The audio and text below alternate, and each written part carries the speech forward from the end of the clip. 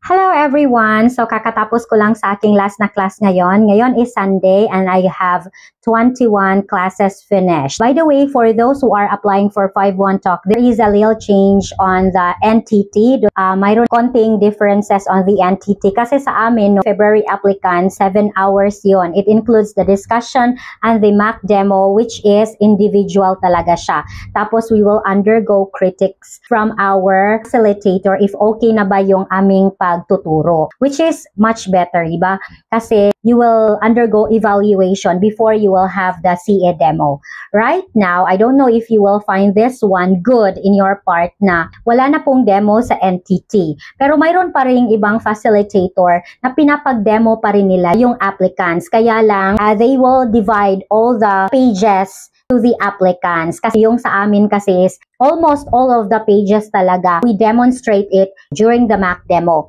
Pero ngayon, 3 hours na lang po yung NTT. Facilitators will do the discussion, viewing of the video, tapos tuturuan kayo doon paano ituro yung our school, paano mag-navigate ng air class, tapos paano ituturo yung page by page. No more mock demo for the applicant. So makikinig kayo doon and then diretso na kayo bibigyan ng inyong schedule for your CA demo. Yun na yung Chinese evaluators demonstration. So far, yun lang ang nasagap ko na changes.